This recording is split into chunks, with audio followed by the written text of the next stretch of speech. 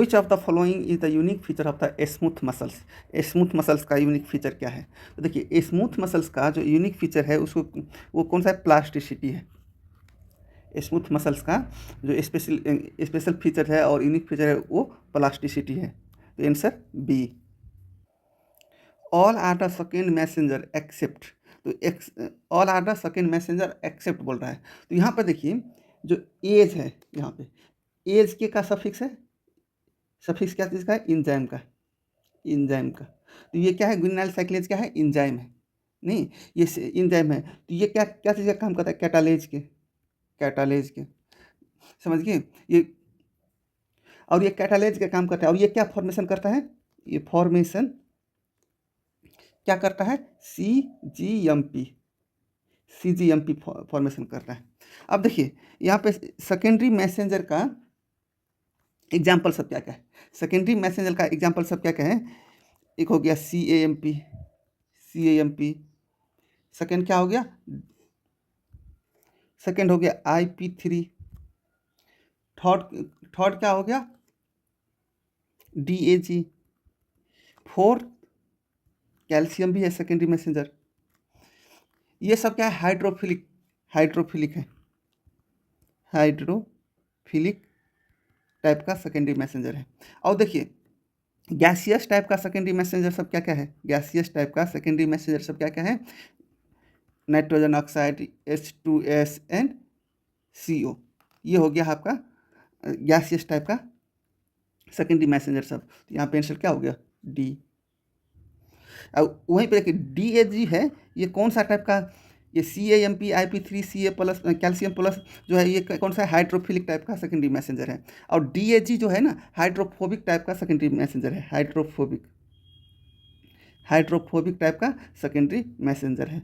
और gases type का क्या होगा? N2O H2S and H2O। Transport of the sodium with the sugar from the enterocyte is a example of. तो यहाँ पे देखिए जो शुगर है वो कौन कौन ट्रांसपोर्ट करता है? GULT, GULT ट्रांसपोर्ट करता है। नहीं, आज GULT किसका एग्जाम्पल है? फैसिलिटेड डिफ्यूजन का एग्जाम्पल है। तो यहाँ पे किन आंसर क्या होगा? सी होगा, जो पहले वीडियो में हम डिस्कस किए थे गोल्ड के बारे में। यस, GLT किसका एग्जाम्पल है? सिम्पोर्टर का, सिम्पोर्टर का।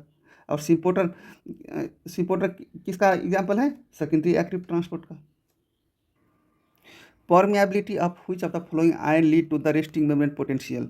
तो potassium, which ion lead to the resting membrane potential? Potassium, potassium. तो आंसर बी हो गया। और जो पोटासियम है ना, potassium channel maintain the, potassium channel maintain, ये मेंटेन भी करता है, maintain the resting membrane potential, resting membrane potential.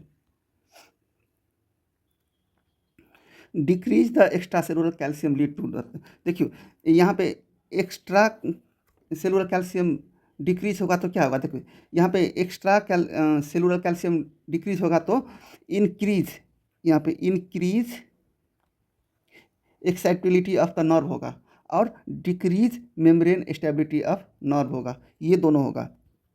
नहीं, तो यहाँ पे देखिए आंसर कौन सा हुआ? बी हुआ, decrease the membrane stability of nerve if extra cellular calcium decrease होगा तो, और increase the excitability of the nerve. तो आंसर यहाँ पे B. Which of the following is the neuro transmitter at the preganglionic area?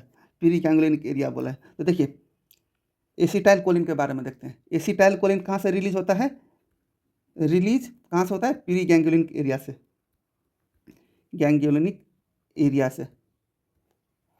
और ये first neuro transmitter है, first neuro transmitter है, फर्स्ट न्यूरो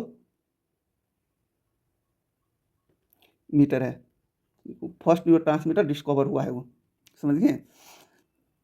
देखिए एसिटाइल कोलिन जो है जो इंक्रीज कब होता है? Increase acetyl choline during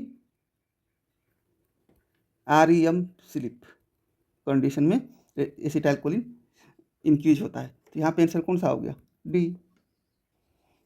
resting membrane potential of the rods, rods यहाँ पे डी देखिए, डी मीन्स क्या होता है? डार्क, डार्क में एक्टिवेट होता है। तो रॉड सेल प्रेजेंट, देखिए तो रॉड सेल का रेस्टिंग मेम्ब्रेन पोटेंशियल कितना है? 40 millivolt minus 40 millivolt. Resting membrane potential of RBC, RBC का रेस्टिंग मेम्ब्रेन पोटेंशियल कितना है? सम रेस्टिंग मेम्ब्रेन पोटेंशियल का वैल्यू हम याद रखते हैं। जैसे देखिए स्केलेटल मसल्स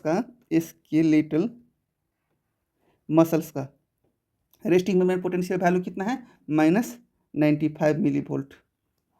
उसके बाद देखिए स्मूथ मसल सेल का रेस्टिंग मेम्ब्रेन पोटेंशियल वैल्यू कितना है? -50 मिली वोल्ट। वहीं पे देखिए न्यूरॉन का रेस्टिंग मेम्ब्रेन पोटेंशियल कितना है? -70 मिली वोल्ट। नहीं देखिए इरिथ्रोसाइट का रेस्टिंग मेम्ब्रेन पोटेंशियल कितना है? -10 टू -12 मिली वोल्ट। तो देखिए आरबीसी क्या है? इरिथ्रोसाइट है, तो यहाँ पे रेस्टिंग मेम्ब्रेन पोटेंशियल कितना हो गया? D -12 millivolt. Nor fibre of the first affected of the hypoxia. देखिए हाइपोक्सिया के बारे में मैंने बोला था क्या होता है? BAC क्या होता है? BAC, B followed by the A followed by C। तो हाइपोक्सिया में मोस्ट कॉमनली कौन सा फाइबर इफेक्टेड होता है? बी फाइबर इफेक्टेड होता है, बी फाइबर। अब देखिए लोकल एनेस्थेसिया में भी बोले थे ए फाइबर मोस्टली इफेक्ट होता है, बी फाइबर मोस्टली इफेक्ट होता है, सी होता है। और प्रेशर में भी बोले थे ए फाइबर मोस्टली इफेक्टेड होता है, बी फाइबर मोस्टली इफेक्टेड होता है, सी फाइबर होता है। तो ए देखिए प्रेशर में मोस्टली इफेक्टेड ए फाइबर में से सबसे ज़्यादा कौन सा होता है? ए अल्फा फाइबर इफेक्टेड होता है। अब देखिए लोकल एनेस्थेसिया में मोस्ट इफेक्टिव कौन सा होता है? A delta and A gamma fibre affected होता है। ए डेल्टा है, A gamma fibre mostly affected होता है लोकल एनेस्थेसिया में। प्रेशर में ए अल्फा और हाइपोक्सिया में बी फाइबर इफेक्टेड होता है। तो यहाँ पे आंसर कौन सा हो गया? B. Fastest conducting nerve fibre क्या है? तो देखिए फास्टेस्ट कंडक्टिंग नर्व फाइबर के लिए सबसे पहले इसको हम लोगों को क्या जाना चाहिए? कंडक्शन वेलोसिटी नर्व का कितना है, सबसे ज़्यादा किसका है? Conduction velocity. तो देखिए कंडक्शन वेलोसिटी सबसे पहले माइलिनेटेड का सबसे ज़्यादा होता है, myelinated followed by the unmyelinated. तो देखिए यहाँ पे अनमाइलिनेटेड और फाइबर कौन सा होता है? सी होता है। देखिए तो देखो माइलिनेटेड कौन सा है? ए है, followed by the B, followed by the C. तो सबसे ज़्यादा कंडक्शन वेलोसिटी किसका हो गया? ए का हो गया, अल्फा का। उसके बाद बी का हो गया, बी का कंडक्शन वेलोसिटी कितना होता है? 3 to 14 मिली पर सेकेंड। सी का कंडक्शन वेलोसिटी एकदम कम होता है, कितना है? 0.222 मिली पर सेकेंड। अब देखिए अल्फा का कंडक्शन वेलोसिटी कितना है? तो अल्फा का कंडक्शन वेलोसिटी सबसे पहले देखिए ए अल्फा का कंडक्शन वेलोसिटी सबसे ज़्यादा है, उसके बाद ए बीटा का कंडक्शन वेलोसिटी ज़्यादा है, उसके बाद ए गामा का कंडक्शन वेलोसिटी ज़्यादा है, नहीं उसके बाद ए डेल्टा का कंडक्शन वेलोसिटी ज़्यादा है। तो देखिए ए अल्फा का कंडक्शन वेलोसिटी कितना है? 70 to 120 मिली पर सेकेंड सबसे ज़्यादा है। मैक्सिमम किसका है? ए अल्फा का है। और मिनिमम किसका है? सी फाइबर का। ए बीटा का कंडक्शन वेलोसिटी कितना है? 25 to 70 millisecond. A gamma का कंडक्शन वेलोसिटी कितना है? 50 to 30 मिली पर सेकेंड। और ए डेल्टा का कंडक्शन वेलोसिटी कितना है? 5 to 30 मिली पर सेकेंड। तो यहाँ पे आंसर कौन सा हो गया? A. Which of the following fibre is the preganglionic. तो देखिए जो बी फाइबर होता है, बी फाइबर जो होता है ये क्या होता है? पीरीगैंग्लियोनिक होता है, पीरीगैंग्लियोनिक और ऑटोमिक होता है, और बी क्या है? माइलिनेटेड नर्व फाइबर है। देखिए वहीं पे अनमाइलिनेटेड सी फाइबर, मतलब सी कौन सा होता है? अनमाइलिनेटेड फाइबर है। ये कौन सा होता है? पोस्ट गैंग्लियोनिक होता है, पोस्ट गैंग्लियोनिक। तो यहाँ पे आंसर कौन सा हो गया? C. True about the neuropraxia. सबसे पहले यहाँ देखिए न्यूरोपैरेक्सिया है वो किसका क्लासिफिकेशन? नर्व इंजुरी का क्लासिफिकेशन है, नर्व इंजुरी। और नर्व इंजुरी का क्लासिफिकेशन जो है वो क्लासिफिकेशन का नाम क्या है? सीडन क्लासिफिकेशन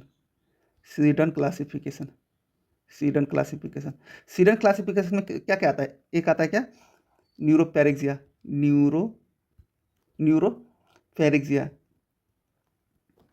सेकेंड कौन सा आता है,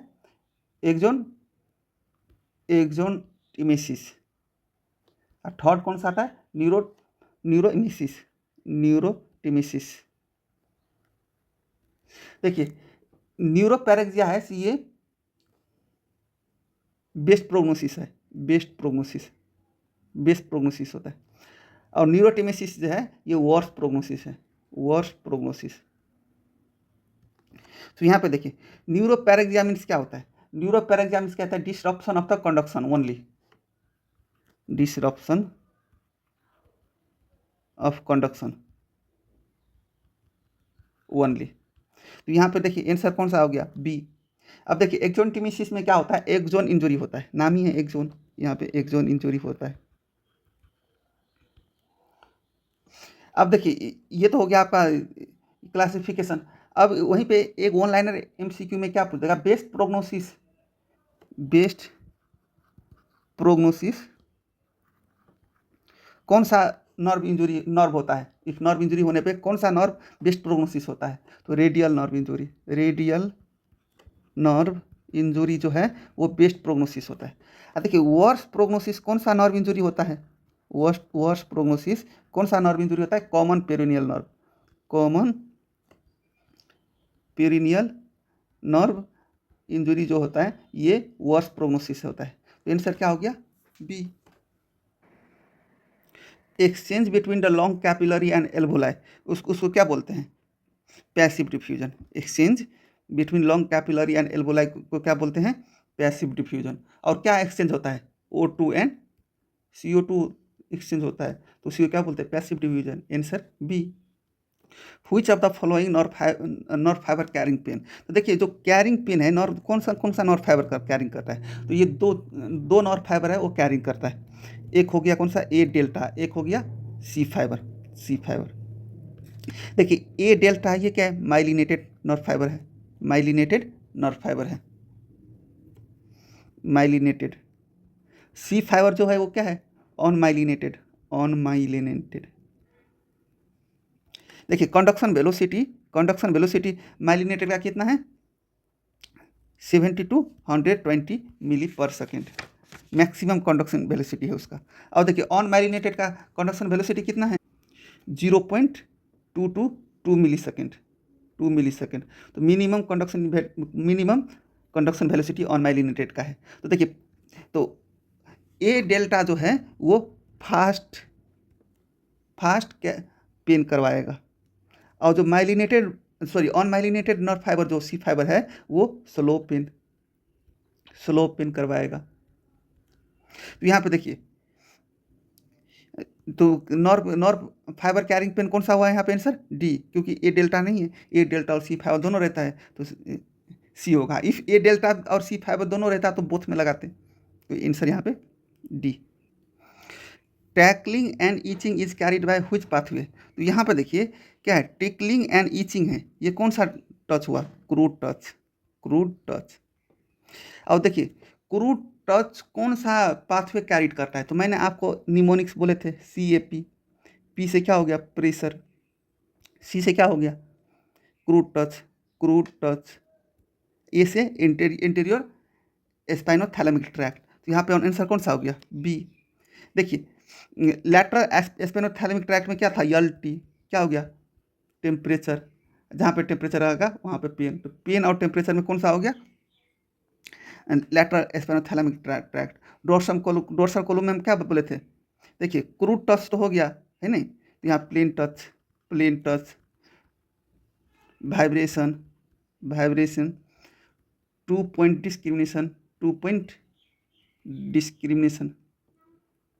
डिस्क्रिमिनेशन कौन सा पाथवे कैरी करता है, डोर्सल कोलम पाथवे नहीं। और देखिए जो क्रूड टच जो है ये कौन सा नर्व फाइबर का कैरिड करता है, तो सी नर्व फाइबर। सी नर्व फाइबर क्या है, ऑन माइलिनेटेड नर्व फाइबर है, तो यहाँ पे answer B. All of the following muscles band are cover by the actin filament except, देखिए except H band by A band, I band, Z band तीनों हैं जो एक्टिन फिलामेंट को cover करता है, तो आंसर यहाँ पे कौन सा हो गया, B. The flowing graph represent handling of slash by glomerulus. तो यहाँ पे देखिए TMG मीन्स क्या होता है, TMG मीन्स होता है transport maximum glucose, transport maximum glucose. तो देखिए मैक्सिमम ग्लूकोज कितना ट्रांसपोर्ट करता है, 375 mg पर मिनट। यहाँ पे देखिए RTG है, तो ये मैं क्या हुआ, renal threshold for glucose, renal threshold of glucose. Glucose का थ्रेशोल्ड कितना था, 200 मिलीग्राम पर डेसीलीटर। देखिए तो यहाँ पे आप क्या बोलता है, आफ्टर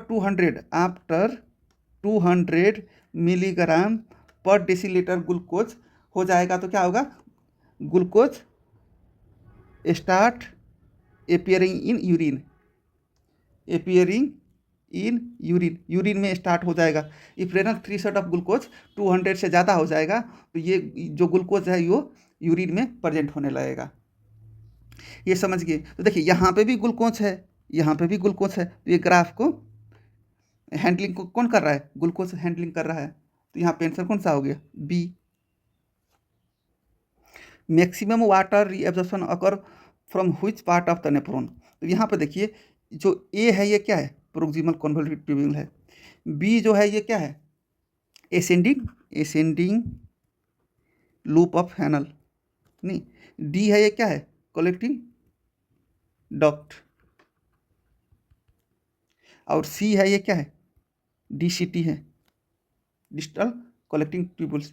तो देखिए PCT में क्या होता है, PCT में मैक्सिमम एब्जॉर्प्शन होता है, रीएब्जॉर्प्शन होता है, मैक्सिमम रीएब्जॉर्प्शन होता है। देखिए 65% of water, sodium, potassium and chloride reabsorption होता है, समझिए। 100% amino acid and glucose absorption होता है। 85 to 90% बाइकार्बोनेट रीएब्जॉर्प्शन होता है, रीएब्जॉर्प्शन होता है। तो मैक्सिमम वाटर रीएब्जॉर्प्शन कहाँ पे हुआ, PCT में हुआ। तो PCT का इंडिकेशन क्या है, ए है, तो यहाँ पे आंसर क्या हो गया, ए। देखिए अब देखिए PCT में कौन सा नेचर ऑफ फ्लूइड होता है, नेचर ऑफ फ्लूइड। देखिए PCT में कौन सा नेचर ऑफ फ्लूइड होता है, PCT में आइसोटोनिक फ्लूइड रहता है, आइसोटोनिक फ्लूइड होता है। वहीं पे देखिए डिसेंडिंग लूप ऑफ हैनल और एसेंडिंग लूप ऑफ हैनल। देखिए डिसेंडिंग लूप ऑफ हैनल में